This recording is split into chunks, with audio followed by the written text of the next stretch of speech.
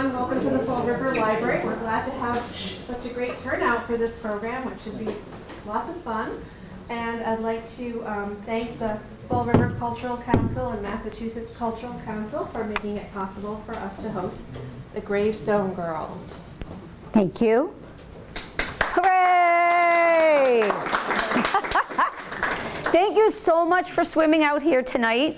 I appreciate it. Weather, even though we're supposed to be hardy New Englanders, weather is always a big deal for us lately. So I'm going to do a little housekeeping first. Am I standing in front of you folks? Can you see okay? You too? Yeah. All right, fantastic. I guess I'm not as tall as I think I am. Let's see. You can all see? Looks nice, and we got lights right. It's all nice and sharp and clear. Fantastic. Can you hear me okay? Yes. Yeah, my dad says that's not a problem. And the acoustics in here are actually quite good. And two more things and we'll get going. One, if you could please silence your cell phones. In the event it rings during the program, it is mine and I am looking for a new iPhone. And also, you will learn very quickly that I can talk about this stuff all day. I have so much to tell you, I'm going to leave 50% out on top of all the other stuff I give you because there's just not enough time. So if you would all be so kind, hold your questions until the end. I'll try to leave time so we could do questions and answers in an open frame so everybody can participate. And if not, I can also, if we've got time afterwards, speak to you one-on-one. You will find that if you ask me a question in the middle of this and get me off track, wherever you need to be tomorrow, you will all be late. You watch, I am not kidding. So, shall we? Indeed. Welcome to the graveyard. This is your tour of cemetery art, history, and symbolism with the Gravestone Girls. And I want to reiterate my thanks to the Fall River Cultural Council for the application I submitted last year to make this program happen, which they approved and they are funding this evening. So, Gravestone Girls mantra, our mission is to keep our dead alive by preserving cemetery art and history. Shameless self-promotion, www.gravestonegirls.com. I gave you all a postcard with all kinds of information on the back. This is how you find us again. So there's the website. You can shop for our goodies on the website. You can also sift through a bunch of different information. We've got a section on the website called Learn.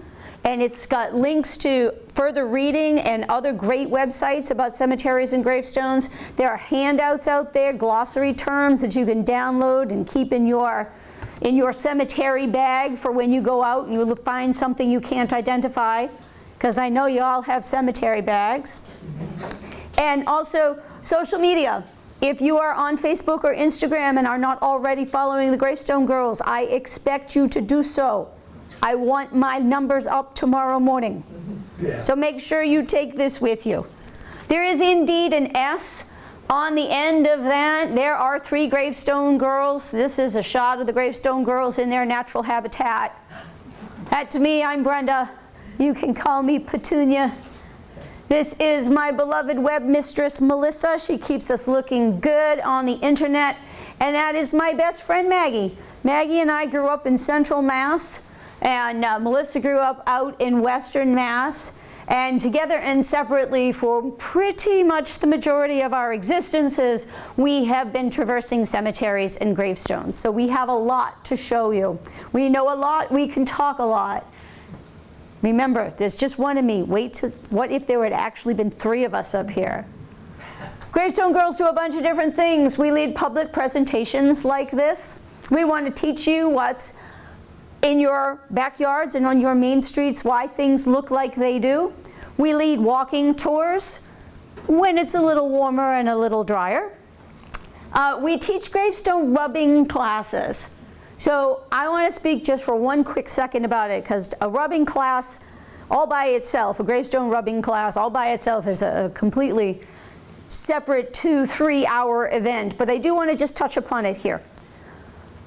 In Massachusetts, it is not illegal to rub gravestones. There is no legislation that prohibits or even regulates gravestone rubbing. It is up to whoever oversees the burial ground to determine what they will and will not allow.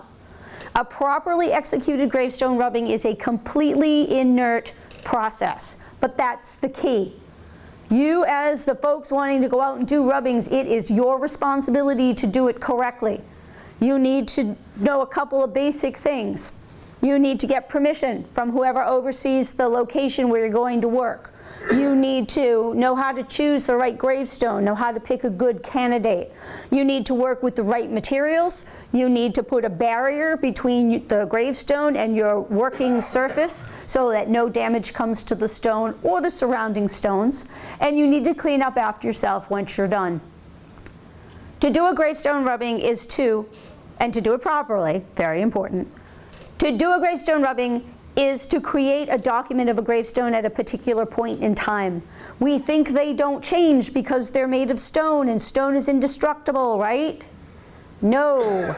These objects are on the landscape 24/7 for literally hundreds of years. So one New England winter or one summer, lawnmowers and weed whackers are far more detrimental to our old gravestones than doing a properly executed rubbing. And doing that rubbing makes a document of that stone because they do change over time, and sometimes in the future maybe they're all that is left.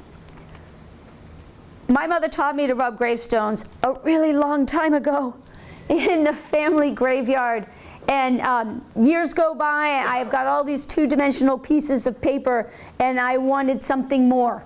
I have an art history and restoration education, and I started making some three-dimensional replicas of a few of my favorites so that I could take them home with me, basically, and still leave them intact on the cemetery landscape.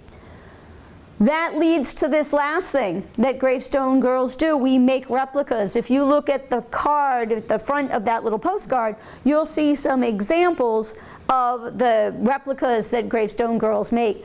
I recognize a few of you from some of the shows and other events I've done, so talk us up, tell everyone how wonderful our gravestone replicas are. And you can see them online at the website as well. They're three-dimensional castings of the real thing that are still out on our cemetery landscape. So before we get started on our tour, we have to answer a couple of basic questions about the origin and the evolution of the cemetery. We need to talk about why we bury the dead and where gravestones come from.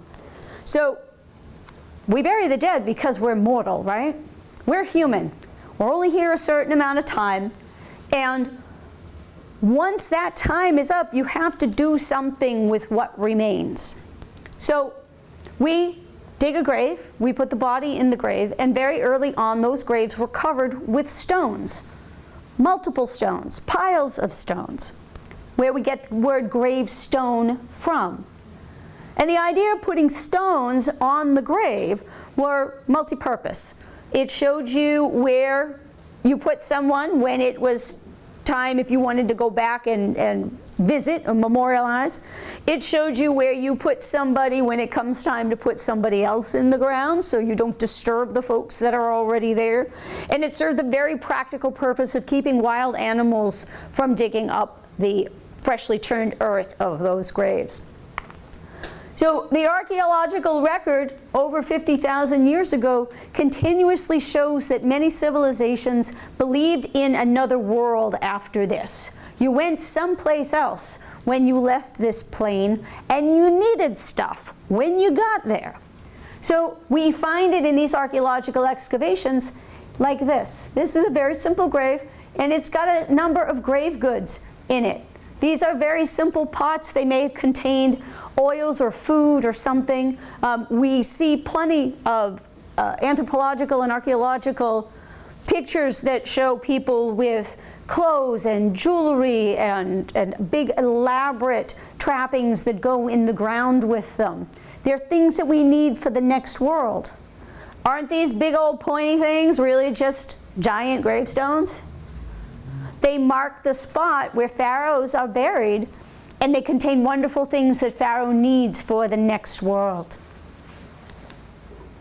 Now, I can talk about 50,000 years worth of history, but we do not have that kind of time, so I'm going to get us right to the good stuff. I'm going to take us on our evolutionary tour through the 3 major eras of gravestone and burial ground / cemetery evolution. Because sometimes they're graveyards or burial grounds, and sometimes they're cemeteries. And I'm going to teach you the difference between the two.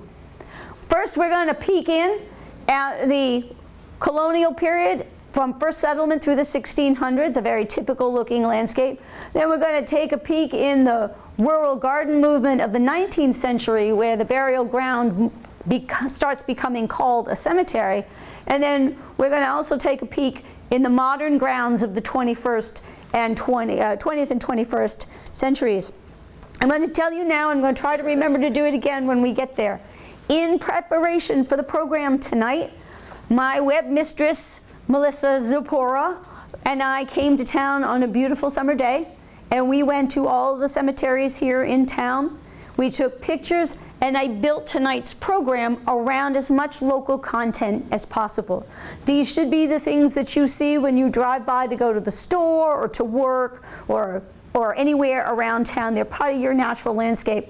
So I went into all of them except like 3. And I took pictures, including in your modern cemeteries. So when we get to the part where Notre Dame and Our Lady, which are more modern cemeteries, you may see some gravestones come up of folks you know. I try to keep the identities off of them, but oftentimes the images themselves will give them away. Please know I am not trying to pick on somebody and say this is a great gravestone or this is a weird gravestone. Or it's not like that. I'm using what I see in the field, on the faces of these stones, to show who we are as modern people, the things that we are thinking about our own mortality and our own memorialization as a modern society, the same way I use the images from the previous 2 periods in town to fill out the rest of this evening's discussion. So Fall River was established in 1803. From Freetown, which was established in 1683, from Tiverton, from 1659. You guys have 2 things going on. You have a very broad stretch of history, and you are part of a really huge landmass that over time broke up into the many towns and 2 states, Massachusetts and Rhode Island, that we have here today. So I visited pretty much everybody on this list, except I think I didn't make it to St. John's or St. Patrick's, and could not find the Valentine Cemetery. But remember, here they are in order, pretty much according to their founding timelines. So because, like that says, you weren't established until 1803, and you've got these 2 preceding entities before you, and that really large landscape, here in Fall River proper, you're not old enough to have this. If you travel around to your surrounding towns, you're going to find your earlier colonial stuff. And I want you to know, just because you don't have it in town proper and now, doesn't mean I don't want you to know what it's all about. So I'm going to give you a peek in the colonial periods, and when you visit your neighboring towns of Freetown and certainly Tiverton, and down in Newport too, great stuff in Newport. Know that this is what you're going to see, and I want you to understand why it looks like it does. This is a very typical colonial New England burying ground landscape. So this is a burial ground, this is a graveyard, a burying place, burying point. This is not a cemetery. They don't get to be cemeteries until the 19th century. The folks of the time are very religious, they're very superstitious, they're really following the Bible to the letter. And when they start settling towns around here, particularly when we start coming to the middle and last quarter of the 1600s, in order to get a charter for a town in the Mass Bay colonies, you needed to do a number of things, including put up a meeting house and a burying ground. So when you come into the old towns and you find Main Street or the historic district or the original town center, you're going to very often find the two in very close proximity to each other. So they come from England, and they are escaping the persecution of the Church of England, and they are not building churches. They're building those meeting houses. So the meeting house was a place for, certainly for religious services. It was a place for social gatherings. It was a place for political meetings. It was a multifaceted building.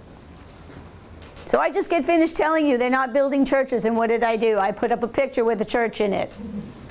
Are you confused? I can fix that. So very often,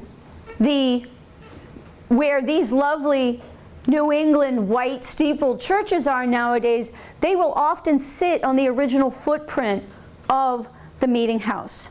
So that meeting house may go to be townhouse, then turns into city hall, or it may go the other way and become the footprint for a church. So if you go to a town and you can't find Old Main Street or the old historic district, look up in the sky. See if you can't find that white steeple in the sky and head towards it, because chances are really good you're going to find the old burial ground in very close proximity. When you find that burial ground, know that what you're looking at has absolutely changed over time. And I know that that sounds really strange, because right now our current thinking about historic preservation is putting it back the way it was, making it, not changing it if it's in its original condition. Well, there's a lot of things that influence the changes on this old burial grounds landscape. Because they're in the middle of town, very often, as town grows, we put up new buildings, we widen existing roads, we put roads in where there were no roads before, and this landscape gives up land. It gives way in little pieces and sometimes in very big pieces. Groundskeeping influences what this section looks like. Aesthetic preferences over time will influence what happens to this landscape. Just general changes will happen for all of those reasons and give you a very different looking landscape. And one of the ways that you can tell that this landscape has changed over time are these nice straight rows, right? Everybody's kind of good soldiers all standing in line. That's a visual cue to you that this landscape has indeed changed over time. I live in Worcester. One of my colonial burial grounds that was right in the middle of town was put under in the 1840s to make way for the trolley tracks. It's called progress. Well, they were thinking more about moving forward than we are now as modern people about keeping things the way they used to be. How many of you guys recognize these lovelies?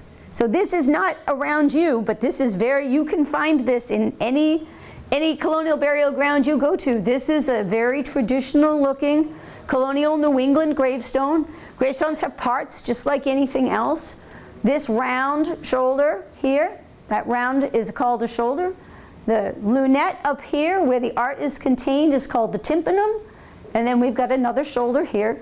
We've got the biographical information on that tablet. It will say the name, age, it might give birth and death dates. If we're really lucky, it gives us cause of death.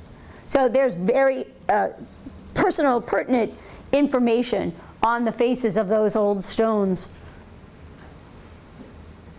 This material in particular is slate. The majority, and that's a broad sweeping term, but the majority of gravestones in New England are made from slate. So if you took Massachusetts and kind of split it in half, from a little west of Worcester all the way out to the Cape, you're going to find the gravestones of the colonial period in this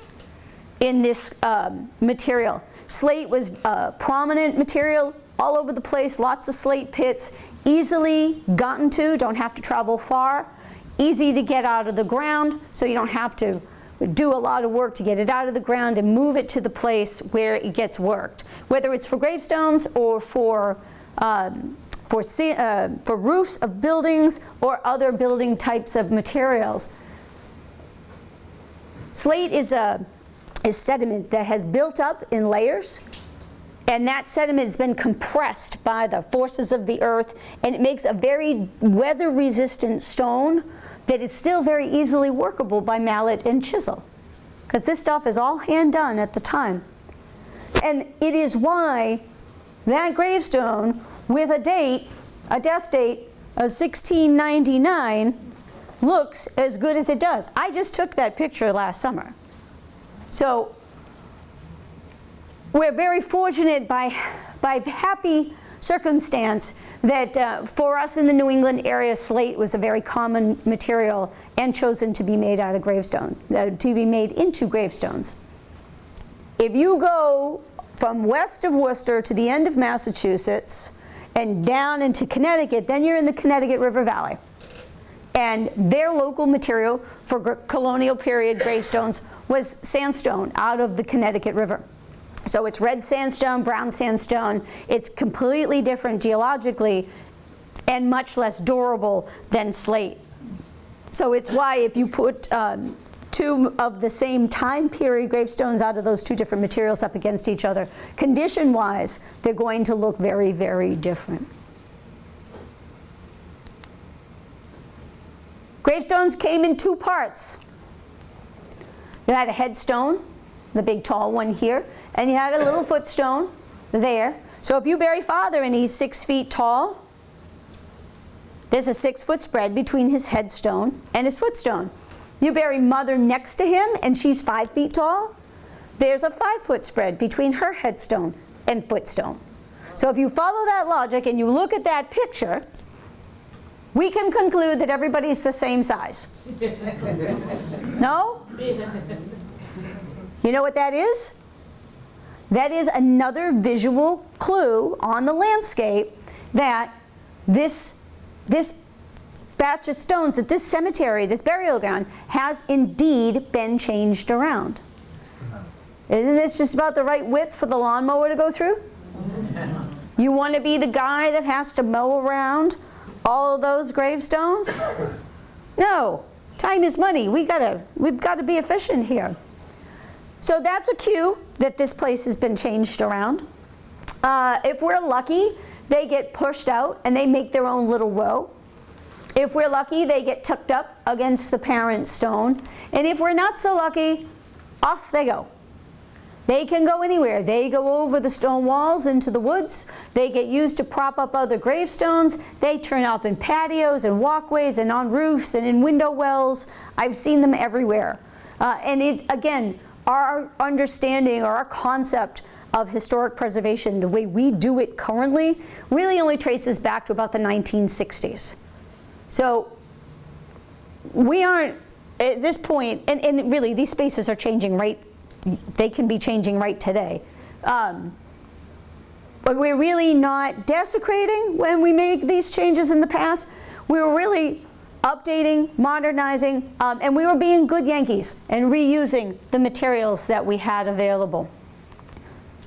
Another thing about the way these objects are on the landscape tells a story as well. So you remember I said they were very religious, very superstitious, and very orthodox in their interpretation of the Bible, really right to the letter. If it says it in here, in this book, it must be fact, and we must do exactly as it says. So one of the ideas was, with this layout in the burial grounds, both the imagery on the stones and even the way they're laid out on the grounds is all Christian-based ideology and iconography. So there's this fancy word that says, string of words that says east-west axis orientation. That's great. All that really means is the way the stones are put in the ground and which direction they're facing in. So this is the front of the stone. It faces west, this way. The head of the body is here, behind the headstone. So remember, headstone, footstone, your bed for eternity, right? So here's the body behind here, and it is facing east. So even the reader when the living come to read the stone, they are facing east, and they are very politely not standing on the grave. And the idea was that at the end time, the Archangel Gabriel was going to come from the east.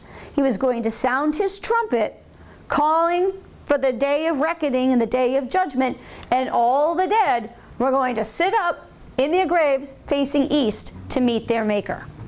This is a really important call. You don't want to miss this call. You did not spend every day of the 16 and 1700s toiling, trying to survive, and putting up with all the trials and tribulations, and doing it with a good heart to get left behind. That's why you work so hard here, so that you could get the reward on Judgment Day. I left out one thing about the footstones that I want you to know. So these little guys will have something in common with the big guy. So if this is my gravestone and says my name, Brenda P. Sullivan, then that footstone directly behind it should have my name or my initials or something that tie the two of them together. If it doesn't, it's just yet another visual cue that this landscape has been reorganized. It reinforces the idea. Look at all those beautiful faces. Won't they make you smile? They make me smile. I get asked a lot, skulls on gravestones, really? What were they thinking? Well, you know what they were thinking? They were thinking, wow, every day is a struggle just to survive. And religiously, it said, you have one immortal soul. Your job is to keep that soul clean of sin by your actions here, so that when you die, it can make its way to the next world on Judgment Day. And we use skulls to show the idea of being mortal, because when the flesh fails, that's what's left is the bones. At the time, and these guys start showing up on the landscape last quarter of the 1600s and into the 1700s, at the time, to carve something into stone that looked human or looked angelic like a heavenly host would have been considered a graven image and would have been sacrilegious. That's how stringent they are in their biblical interpretation. You need to communicate the idea of being human, but you can only do it with certain symbols without running the risk of eternal damnation. And that's really what that's about, right? This is a picture language that spoke to the population about mortality and morality. You had people that could read and write, but they don't always stop to read the written words inscribed on the stones that tout the virtues of being kind, good, generous, patient, useful. When you read these old colonial stones, you get descriptive words written like that. Well, that's great, but the folks that can read, they're going by, living their lives. They're not always stopping reading the messages. And the folks that can't read the words, can't read the words. So we do it with pictures. I call it a scared straight program. Right? These things are in the middle of town. And you're going about your day, and you're thinking about all kinds of things. And maybe for a split second you forget, and you go, when somebody passes by, you go, wow, her hair's a mess today. Well, you know, that could be, in the colonial period at this time, that could be a damnable offense. Could be the difference, could count against you and tip the scales to be the difference between going to heaven and going to hell. So these guys are looking out at you from over the stone wall, and it's meant for you to do a quick correction, a check and correction of your behavior, and basically straighten up and fly right. So this is also called a wing skull, formatively a death's head. There are other symbols on these old colonial gravestones. What's he doing other than smiling at you? Isn't he peeking out of the grave? Isn't he peeking out of the casket? Right? Hey, did you forget you were mortal? Oh yeah, hey, let me remind you. Hey, did you forget you were going to die? Here, let me remind you. Yeah. So this is mortality. This is also death. With his scythe, he's going to reap, tag, you're it. The hourglass The idea that everyone had an hourglass, you were born with a certain amount of sand, you didn't know how much sand you had. So you were to make the most of every grain you were given before that glass runs out. If you put wings on that glass, it's literally the idea that time flies. Crossbones up here, right? What do we use crossbones for? What do you use skull and crossbones for?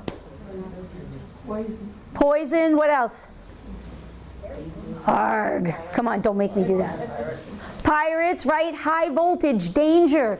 Skull and crossbones, or crossbones, even today, are a very easily understood symbol that's a warning. It's danger. So this, again, warning, danger, mortality ahead, because these are actually your long bones. These are your leg bones. The swift passage of time, a really beautiful monument. This is down in Woodstock, Connecticut. There are my bones again, and here, the tools of the gravedigger. Yeah, they were creative, right? In case you didn't get the message, let's do it in a whole lot of pictures. Latin, memento mori. Think on death, remember your mortality. Here's Father Time. He's got your hourglass. You have no idea when he's going to flip it. There's a fancy Latin phrase up here, and that's really great. I do not need to know how to read Latin in the 21st century, never mind in the 17th or 18th century, to understand the message of this picture. This guy's a tree. You see he's down? So a tree is a living object, just like a human life. It has a definite beginning. It has a definite end. That life is fragile and can be interrupted at any time. So you're the tree, and you're having a pretty normal day. Enroll the clouds. Here comes your maker with his hatchet, felled your tree. You're done. Hope you were ready, because it's over. They understood that it could happen that quickly, and you were to be prepared for that moment because the next one could be it. Happy lot, weren't they? Think about what it took to survive every day in the colonial period. But not to worry. Death is not a permanent condition. Lightly inscribed across the top of this beautiful stone says the grave is God's hiding place. So the grave is kind of like God's waiting room, because we die, we go in the grave, we're hanging out, and we're waiting for something. And we're waiting for something very specific. This. Resurrection, the call of the trumpet of Gabriel, the call of resurrection to be redeemed of our sins and to ascend to the next world. This is endgame. What you did here determined whether you went up or went down. In a climate where the slightest transgression might be the difference between harps and angels and fire and brimstone. Look at my handsome devil. Yeah. It's one of my boyfriends. I have a lot of them. Mortality, death. It says, all must submit to the king of terrors. Death was known as the king of all terrors, and all must submit. Didn't some famous guy say nobody gets out of here alive? Yeah, they knew that hundreds of years ago. That's not a new idea. But don't worry, keep reading. Through Christ, we conquer, rise, and reign forever. Through our faith, our actions, our deeds in this world, there is the promise of something more from here. Look at these handsome guys. So, as we come into the 1720s, we're still connected to England. There is a period called the Great Awakening. So they're still very religious, they're still superstitious, but they're loosening up just a little bit. It is now, there's not so much peril in every minute little action that you do.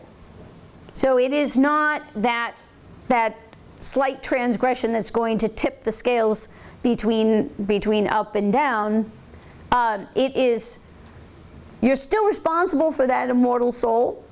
Your actions are still supposed to be done every day to keep that soul clean and do the good work while you're here to get your reward on the other side.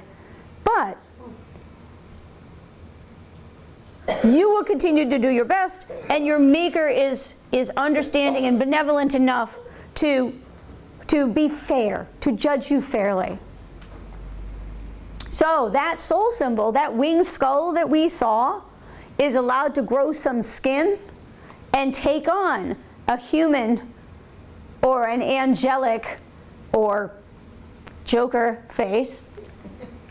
Can't help myself, he's one of my favorites. It's allowed to take on that humanistic or that angelic look without being considered a graven image. It means exactly the same thing as a soul symbol to moderate your behavior. It is just the more modern symbol for the time. As we come through towards the close of the 1700s, there's some big doings going on, right? So we have been in a long-term relationship with a guy across the pond, and we say, hey, Mr. King, you know what? It's been great, but we're taking off. We're gonna go govern ourselves, and we have ourselves a revolution.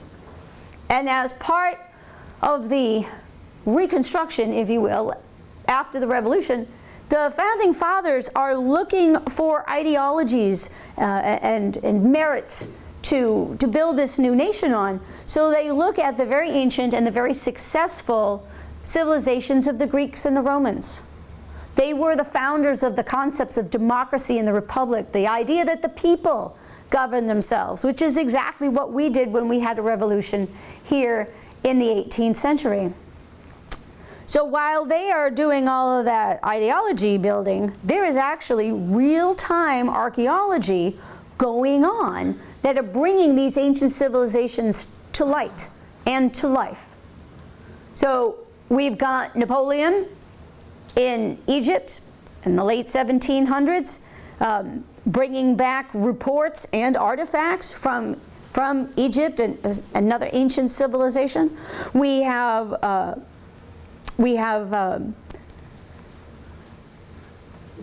can only think of the Pompeii, that's the one. It's not Vesuvius. Vesuvius is the one that buried Pompeii. We have Pompeii and Herculaneum in Italy being excavated, so that highly advanced ancient civilization is coming to light. We've got archaeology going on all along the far-flung outposts of the Roman Empire across Europe, and all these artifacts are coming to life, and they are creating a sensation. So they are classical in their nature, and they fuel what we come to call neoclassicism. So we adopt that into our own modern day lives of the last vestiges of the 18th century and well into the 19th century. It influences our architecture. It influences our furniture with Georgian furniture and federal furniture and our style of dress. Have you all been in the lobby of your library here and see the Romanesque architecture with the rounded arches, and you've got beautiful friezes that have torches, and oh, it was beautiful. I almost decided to move in when I walked in through the front door. If you see me here tomorrow, you know I spent the evening in the lobby. So one of the things that comes out of so what happens in the land of the living really happens and translates into the land of the dead. And one of the things that comes out of that gets adopted onto our gravestones is an urn, a neoclassical urn. And it is Greek and it is Roman, and it is the idea of a funerary urn. It's a cinerary urn. So there is cremation at the time, and also you would take the bodies off to the outskirts, to the cemeteries on the outskirts of the cities, and the bodies would naturally decay, and the remains would then be put in these cinerary urns. So it's a very good, sensible symbol to be put on our modern gravestones of the time. We continue to put trees on the gravestones. This is a special tree. This is a weeping willow. So the tree, like the human life, definite beginning, definite end, fragile, can be interrupted, can be split at any time. But being a weeping willow gives it a little bit of extra meaning.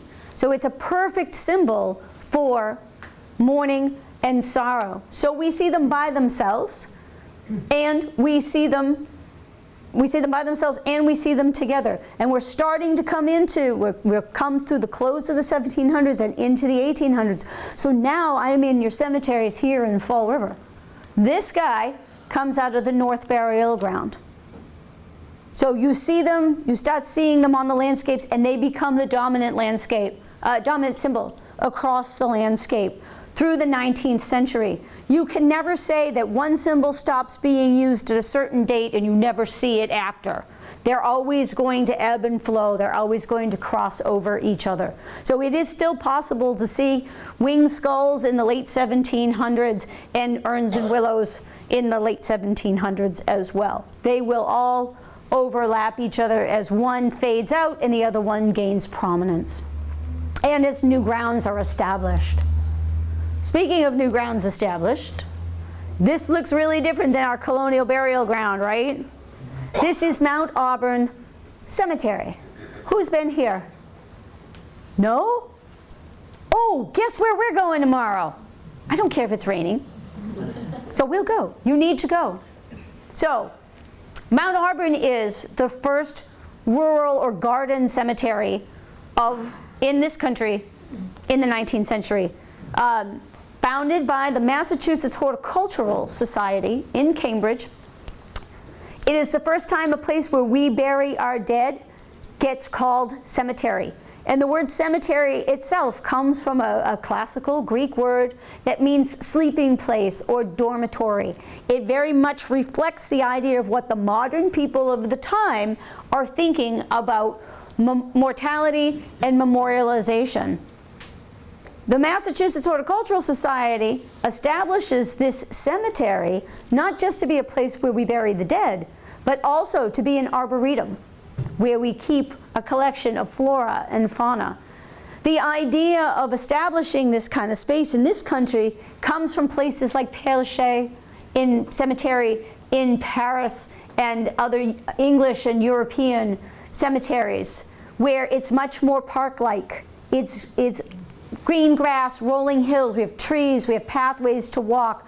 The monuments are different shapes and sizes, they're different colors. Everything about this is different. The modern people of the time are moving from being farmers to living in industrialized cities. They're working in factories. Those factories, the mechanizations of those factories are creating goods that are much easier to get. We're able to make some money. We're not spending all our time just trying to survive. This is a climate where the poets and writers of the times, the Hawthornes and Thoreaus and the Longfellows, are writing about communing with nature, with preserving nature. We've got the spiritualists and the transcendentalists of the 19th century with their Ouija boards and their seances contacting the spirits. For the folks of the 19th century, it was inconvenient to die, but it was far worse to not be remembered. So this is someplace you could go to remember. The veil between the two worlds was very thin. You wanted to remember the people that were part of your family, even though they aren't necessarily physically present any longer. All of this comes together to create a landscape that is brand new. It is a tourist attraction. People flock to this newfangled cemetery. Other towns and cities get on the concept right away and either take their existing burial grounds and expand and start to change the landscape, or establish whole new burial grounds and call them cemeteries. This is open green space 4 miles outside of downtown, dirty, filthy, industrialized Boston. The landscape architect, Olmsted, saw the people's response to Mount Auburn Cemetery and saw their desire for open green space. And Mount Auburn was part of the inspiration when he created Central Park in New York City. Now, you don't have to go all the way to Mount Auburn in Cambridge. If you can't make it with me tomorrow, that's fine. Just go down the road here in town to Oak Grove. Oak Grove Cemetery. established 1855. We've got green grass, we've got walking pathways, we've got all sorts of different monuments of sizes and shapes and material. And these cemeteries, they were quite popular with families. So it was not unusual for the dead to become very mobile and be moved from one of the old burial spaces up, down, sort of moved on up to the east side, as it were, and put in the new cemeteries with the rest of the family. The symbols are much softer. These are from Hebrew Cemetery, and these guys are in Oak Grove. We've got lambs. Lambs are often used for children. It's innocence and purity. And you can see this is for a young child, aged 3 years. Childhood mortality very high in the colonial period, and yet higher still in the 19th century. I love this. This is one of my favorites that I found out this day. In loving memory of a sweet little flower. You know why I'm called Petunia? Because I'm such a delicate flower. The chain, the idea of the family being a unit. So this chain is together, which is a bit unusual. I often see them broken apart. But one of the things that might be the reason this chain is still all together on a gravestone in a cemetery, it's hard to read, but here it says, not dead, but sleeping.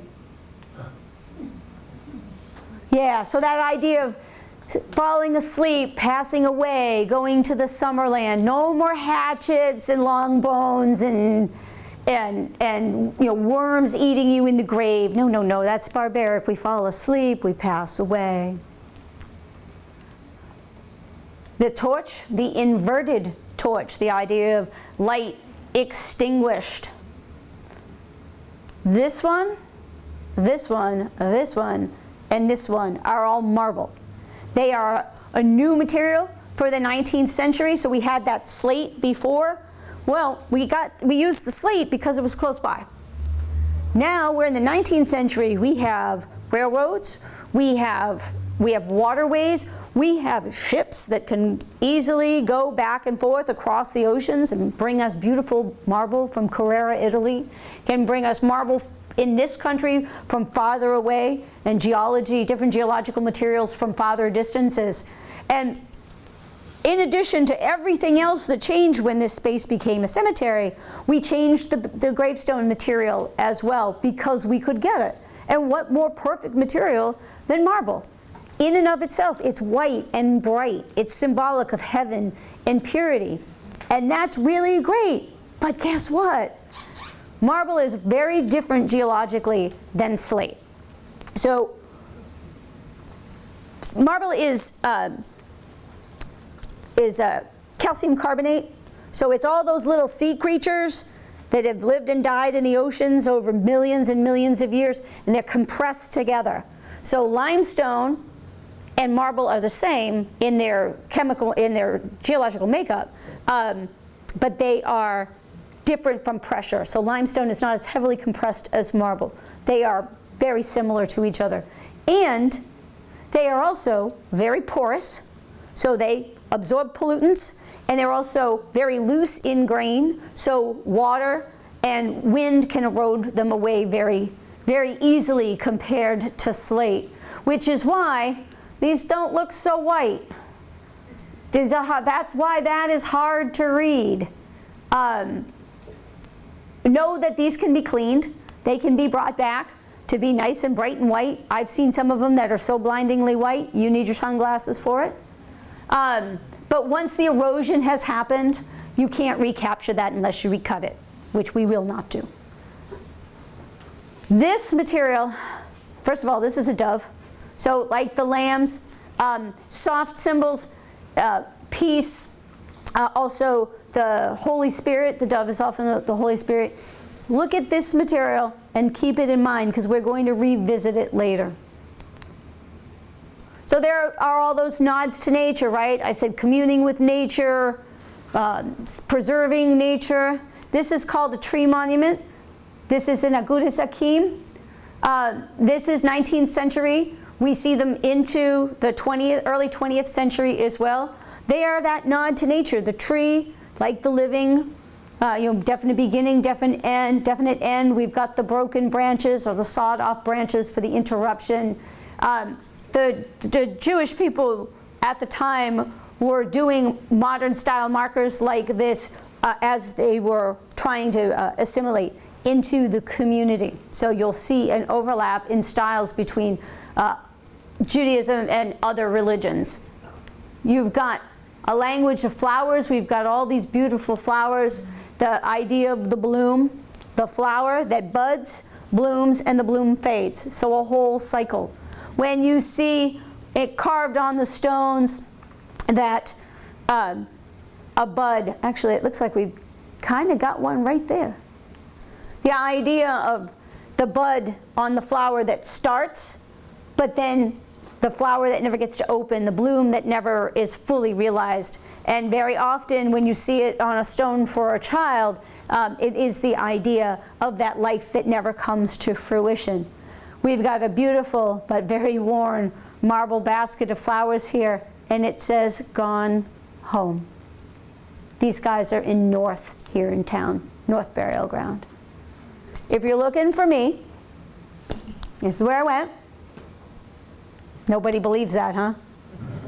Okay, fair, very fair. So the idea, pointing the way, right? That pointing finger is absolutely no different than the winged skull that we saw on the colonial stones. They're 150 years apart, but they're no different.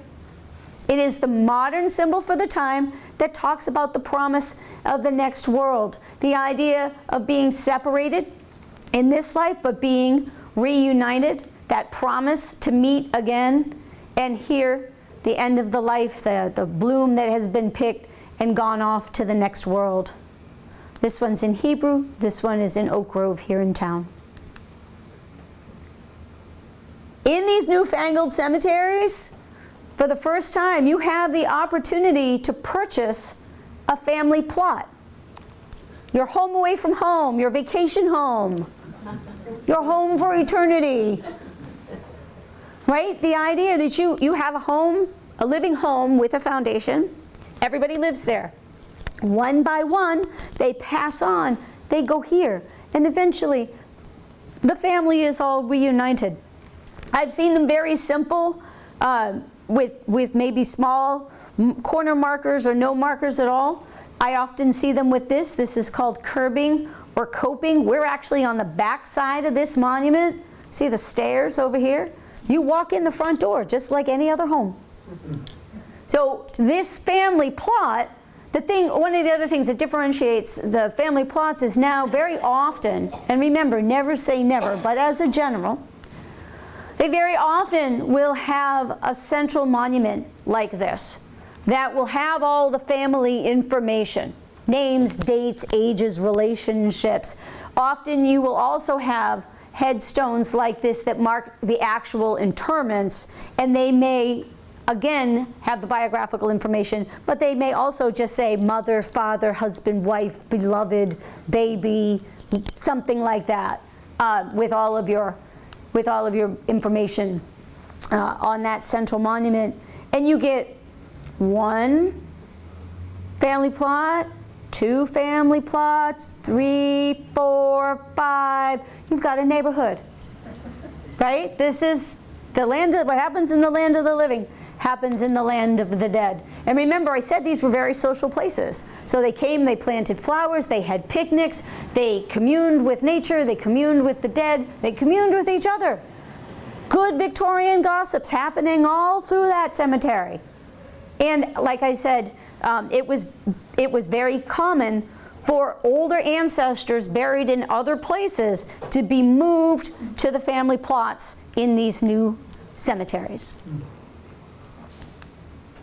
And some people's vacation homes are just nicer than others. Not a bad place to spend eternity, right? Nice grounds, close to the sidewalks. Neighbors are quiet. This is a mausoleum. This is a mausoleum. So here's my little vocabulary for the day. So mausoleum, one.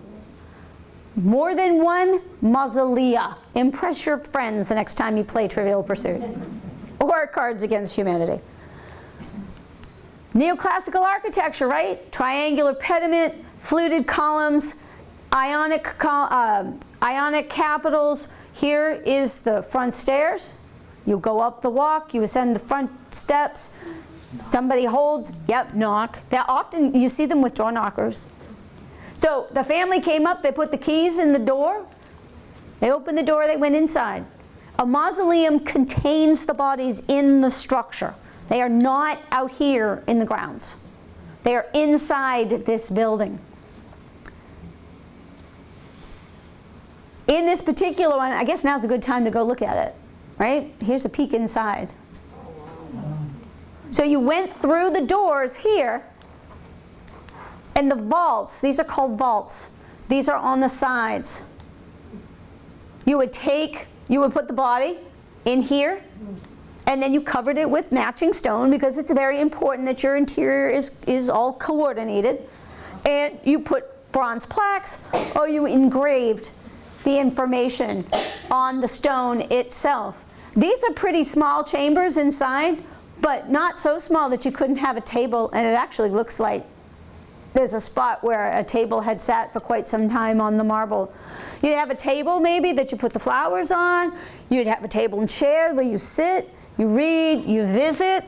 There's plenty of 19th century stories of people getting shut in their mausolea while they are sitting there reading their books, being found the next day, because apparently there's no doorknobs on the inside to get out. So with them on the sides like this, so we got 3 here and 3 here, so this sleeps 6. Right? The idea of passing away and falling asleep. And often they'll have windows like this. This one appears to have been replaced or removed. Sometimes they're put inside, they're taken inside for safekeeping, particularly if they are of value. You know a guy named Tiffany? Tiffany made stained glass windows for mausolea. Also did chapels as well. So they might be, the idea of having that window is to let light into that room, into that structure. They might be architectural like this. They might have a religious theme. They might have an outdoor theme with trees and birds. And the idea of bringing the outside in. You are lighting that chamber exactly the way you would if it was a house of the living. This looks really different, doesn't it? So this is the part where I remind you in the next slide or two, you may see someone you know. Don't freak out. I say that because I didn't used to give that warning, and then somebody came up on the screen that somebody in the audience knew. And guess what? We both freaked out. So remember, it's not that I'm trying to pick on somebody. I'm trying to use what we're doing here in these spaces to illustrate who we are as modern people. So this modern landscape starts to come in as we close out the 1800s and move into the 1900s. Lots of stuff happening. Queen Victoria reigned for 50 years, died in 1901, and all the folks at the time were like, we gotta relax. We've had 50 years of really high emotion, high sentimentality, busy architecture, all things that were hallmarks of the Victorian age. So we have an arts and crafts movement that starts in England and moves our way. The architecture is simpler of the buildings, the architecture of the furniture is simpler. Women are taking off their corsets and their bustles, and hemlines are coming up, and they're cutting their hair, and men are shaving off those big mutton chops that they've had for 50 years. Simplify, simplify, simplify. And of course, what happens in the land of the living happens in the land of the dead. We want to return that busy, visual, messy Victorian landscape to a more pastoral look. We want it to be easier on the eyes. We can gaze across that landscape with with uninterruption as we look all the way out. It's deemed to be more peaceful, more serene. We have new material available en masse. This is granite. Granite is igneous rock that comes from the molten core of the earth. It is a very strong and durable material, and it's not until the end of the 1800s and into the 1900s that we have the tools to get this stuff out of the ground and work it on a regular basis. So not just for big fancy buildings, but for everyday uses, including more common or mundane things like gravestones. So that becomes the modern material of the gravestone of the time. We've got other things that are happening too. The funeral is moving out of the home. They were in the 19th century, they were dying at home. The family took care of their loved one that died in the home, prepared the body. You waked the body in the home, and you may have the funeral in the home and move it on down the street. Very much a family affair, taking care of our own dead. As we come out of the 1800s and into the 1900s, we've got embalming. Embalming really starts with the Civil War, but for the military, and then moves its way into the general population. We have funeral parlors, because we used to take care of our dead and wake our dead in the parlors of our homes. Well, now we call it the funeral parlor. So we have a professional business where someone comes along with a horse-drawn hearse, or later a motorized horseless carriage, and picks up the body, takes it away, and does the preparation, giving us back someone that is supposed to look as lifelike as possible. So that has moved, that has been taken away from us, and we don't deal with it. So we let somebody else do that. It becomes an unpleasant task, not a common task for the families to do. And we also have the rise of modern medicine. So we start to understand how we get sick, why we get sick. We don't get sick because we did bad things and we're being punished by our maker. We get sick because of germs and viruses. We get sick because of infections, and we know how to treat them. You need antibiotic, put some antibiotic on your cut. If you're not going to get gangrene and lose your arm, or worse, lose your life. We understand how to keep our food so it doesn't make us sick. We understand what to do if our food does make us sick. Stay hydrated, won't kill you. So all of that stuff rushes us right up to the face of basically today. If you think about medicine, even in the last 10 years, we are mapping our human genome. We are conducting operations on babies before they are born to correct defects. We are working on splicing our genes and to correct genetic illnesses so they won't get passed on, and maybe they'll correct for us on ourselves while we're still living. You need a kidney? Don't worry about it. We'll print you one on a 3D printer. It's not far away, right? You would listen to the news. You hear that stuff moving. Medicine moves at such a rapid pace. We don't necessarily have to die anymore. So we cheat death on a regular basis. So we stop coming here in terms of it being the social spaces where you kept the family together, where you had your picnics, where you communed with nature, where you socialized with your neighbors. And the gravestones stop talking to us. So maybe they'll have the surname of the family, and they'll have a first name and maybe a birth year and a death year, but not a lot of information in between. We stopped talking about ourselves. We stopped talking about who we were and the things that we did. But the good news is, I have found, I would say since the 80s or so, there's been a change in that. That attitude kind of carried us through most of the 20th century. But around the 80s or so, we started deciding that we wanted to talk about who we were and the things that we did while we were here. We wanted to put some of our personality on our stones to leave it behind because we're no longer here, or our loved ones wanted to do it for us when we were no longer here. So we start showing people who we were and the things that we enjoyed. These are all from Notre Dame and Our Lady of Light. I've got faces. Look at that handsome guy. So this and this is called a photoceramic. This, and this is an etching. So photoceramics are literally a piece of ceramic with a photo on it that's been sealed up so that it can be attached to the stone and stay out in the weather. They are still fragile, as evidenced by that. That's certainly a stone thrown from a lawnmower, but it's still there.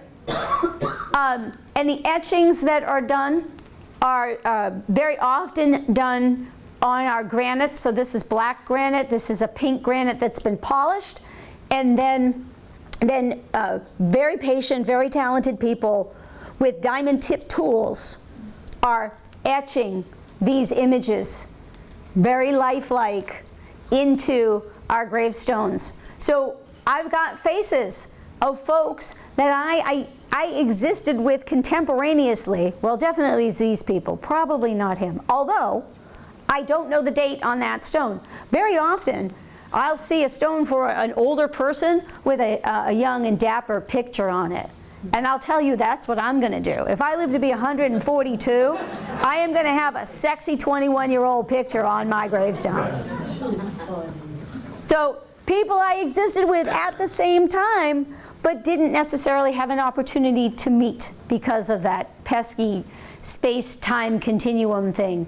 And it's not odd to put pictures on gravestones. I found this over in Notre Dame. This space right here held a picture at one time. It may have, because of its shape, it may have held a photoceramic, but that dates back fairly far. So photography is invented in 1839, and it evolves very quickly. So when it's first discovered, or was first invented, it's very expensive. Only folks with money can get it. There aren't many photographers, and you have to sit for a really long time to get your photograph taken. Well, just like cell phones, photography moved very quickly. So you remember the first cell phones? Great big bags, and you had to carry them around. They were $1,500, $2,000. Yeah, no problem. Everybody's got them nowadays, and they're this big. And it's because the technology has moved so quickly. So the same thing happens with photography. The idea that after invention, when you get to the 1850s, 1860s, more photographers, less cost to do it, doesn't take as long to sit. So now you've opened the idea of photography to the masses, and those people may choose to put photographs on their gravestones. These pictures will show us what we did for a living. We are the Fall River Fire Department, a police department, on a nice motorcycle. Not just a cop in a car, but nice motorcycle. That's my uncle. Good job. We love that. Yeah, right? And we know who he was and what he did. You know, I got his name, but I also know his profession. I know something about him. I worked in the construction companies. I like to go to the ocean. I loved lighthouses. Do you have any idea how many lighthouses I see on New England gravestones? And we had faith. This is Our Lady. This is in Our Lady of Light. This is Our Lady of the Light. I really liked this one with the little kids that she appeared to back in 1917 in Portugal. Again, a photoceramic. So we wanted to say who we were and the things that we enjoyed. We are modern people in the modern cemetery. We do all kinds of things in the cemeteries now. We use those spaces not just to bury our dead. We use those spaces for all of these other things. Raising bees. I know a good number of cemeteries that keep bees in the cemetery. It helps the bee population. They raise money by selling the honey. That money goes to the cemetery. I know cemeteries. How many cemeteries do you go into And there's big signs that say no dogs allowed. Yeah, well, welcome to New England, because if you leave New England, you can use the cemetery as a dog park. This one I'm thinking of in particular is in Washington, D.C. It's open green space, where for a really hefty fee, you can let your dogs, you become a member of the dog park in Congressional Cemetery, and you can let your dogs run free. Try doing that on Pennsylvania Avenue. We do things like entertain. There are cemeteries I've been to that have night circus. Yeah, how great is that? A circus in the cemetery, what could be better? We look at the stars in the open spaces of the cemetery at night. There are dining opportunities. You have, one cemetery I went to in particular in Cincinnati, they've got a bunch of beer barons. So we're going to have a tour about the beer barons. And hey, while you're here, would you like some hors d'oeuvres and some beer? Right? Why not, is what I'm thinking. We do yoga, we have book club, we have gardening clubs, we have art markets. I do an art market in a 19th century garden cemetery in Philadelphia called Laurel Hill. I've been doing it for the last 4 years. It is, so all those, the pictures on the postcard of my gravestone art, me and 60 or 70 other vendors with wonderful wares are at this market right in the heart of the cemetery. And it's magnificent. It's a beautiful place to stroll. You can go shopping. You can look at the art. So this year they had 2,400 people through the gate between the hours of 12 and 5 at $5 a head. Do the math. That money goes right to the cemetery. Everything that these cemeteries do for activities, the money goes right to the cemetery. It raises awareness, it gets people on the ground in these spaces, and the more living people that are in these spaces keeps the bad people away from doing bad things. The money goes to preserving the cemetery, not just mowing the lawn. It goes for education. It's good business, and it's smart. And we're modern people. We want to embrace these places. You guys recognize this? So it's called a QR code. QR stands for quick response. It's a UPC code, just like the barcodes that we're familiar with. It's been enlarged for your viewing pleasure. You can use this to download mobile apps in cemeteries and take tours. You don't have to wait for the Sunday 1 p.m. walking tour. Nope, you take your smartphone, you scan the QR code at the gate, and you get a tour that you can follow along at your own pace and take home with you. As well as purchase this little doodad. So it's called the Memory Medallion. It is made by the Memory Medallion company in Pennsylvania that holds the US patent for using QR technology for memorialization. So you buy this little doodad, you do something magical to it. I'll tell you that in a minute. And you get your monument dealer to install it on the stone. Later on, somebody with a smartphone and a QR reader comes along and sees this on your stone, scans it, and is transported to your website. 999 spaces to do whatever you want with. You can put your pictures on it, your kids, your pets, your garden, your house. You can put your writings, you can put your music, genealogists, put your family history on it. Or, if you're like the spokesmodel here, that QR code I just scanned takes me to Sarah Buchanan's Memory Medallion site. She is the spokesmodel for Memory Medallion. She was known in life for her famous secret family fudge recipe. She held the title in life, and she wanted to retain it in death. So among the other personal things that she's put on her Memory Medallion website, she has also put a 16-minute video of her bossing her adult son around the kitchen while she instructs us all on how to make the secret family fudge recipe. I can go to the cemetery and I can look at the art. I can check out the geology, the birds, the orientation, the trees. I can walk the dog, and I can learn how to cook. I know how crazy this sounds, but what they're banking on here at Memory Medallion is that you are modern people. You have these. What happens when you leave the house without this? Right, you die. You pretty much die. Yeah, I'm with you there. So if it wasn't for this, I would not have found my way here today. I wouldn't find my way anywhere without this. I do research, I talk to people, I make appointments, I keep my calendar. It's how my boyfriend finds out where I am. So what they're banking on is that you as modern people will embrace this technology. Honestly, I haven't seen it in New England yet because we're still too puritanical, but I have seen it outside of New England. There's a few more I wanted to share with you. I want to make sure you know about this because you've got a really good number of really beautiful pieces here. These are in Notre Dame and Oak Grove, with the exception of this down here. I wanted to show you the maker's mark. So these are called white bronze monuments. They're made by the Monumental Bronze Company in Bridgeport, Connecticut. They come into existence around the last quarter of the 1800s. They are monumental bronze's response to stone monuments as well as bronze monuments.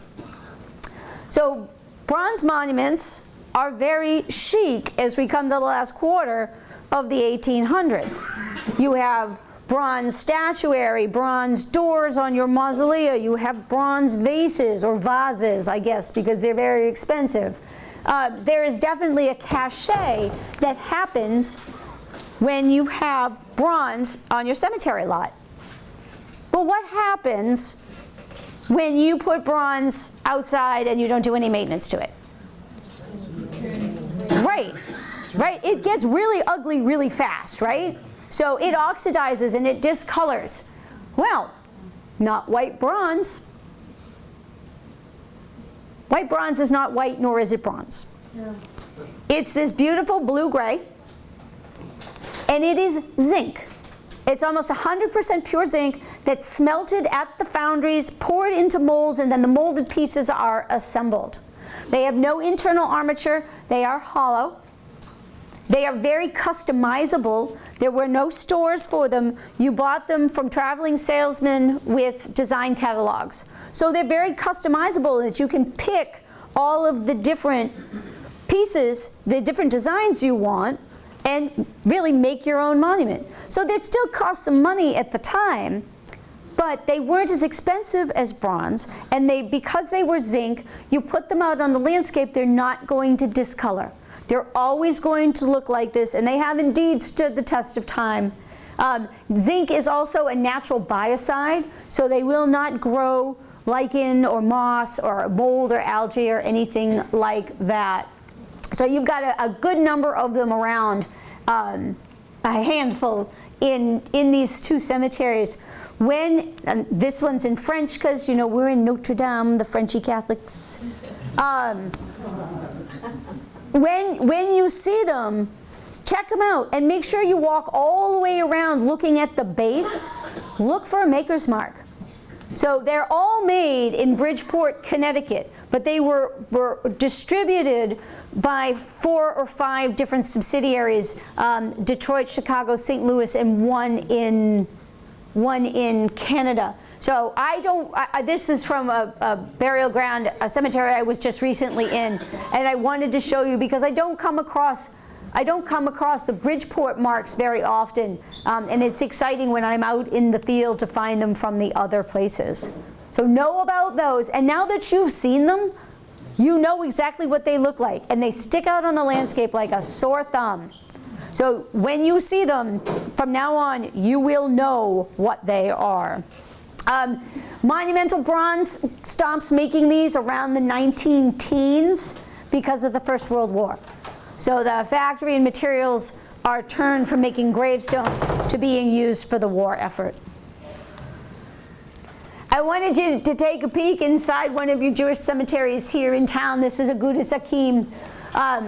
We have a really fabulous brick monument here for Abraham Lipschitz, the head rabbi, chief rabbi at Fall River. You will often see these kind of symbols on Jewish gravestones, the Kohanim hands. They're descended from the priests. So they are from the original lineage. And when you see surnames like Cohen, Kagan, Khan, Kaplan, and that says Katz, it's associated with the original priests. I often see the pictures too. I think this is a really lovely one. The Levites picture, the Levites were the assistants to the priests. So when you see surnames Levine, Levy, and Siegel, you will see it associated with the picture as assistants to the priests. What are you looking at? What is that? You know what that is? That's a gravestone girl being nosy is what that is. So what we're doing is we're looking in one of these boxes, one of these box tombs. These are holy relics. So when vestments, when Torah or other religious documents got worn out, they were held for burial until they could be properly buried in their own grave. So this is inside the cemetery, and it is a repository with a little peephole where you can see all of the holy books in their own gravesite. That is how they dispose of their holy relics. And of course, no trip to Fall River would be complete without visiting my girlfriend, Lizzie Andrew Borden, born July 19th, 1860, died June 1st, 1927, so 67 years old. She was a murder suspect. You may have heard the story. She was a murder suspect of the killing of her father and stepmother on August 4th, 1892, at the age of 32. I think maybe she was irked that she got her father's name as a middle name, but maybe that's me. No. Happy to report, tried and acquitted. Never found guilty. If you've never read the transcripts of the trial and you want a good time, I know it sounds weird, but read the transcripts of the time. It's very interesting.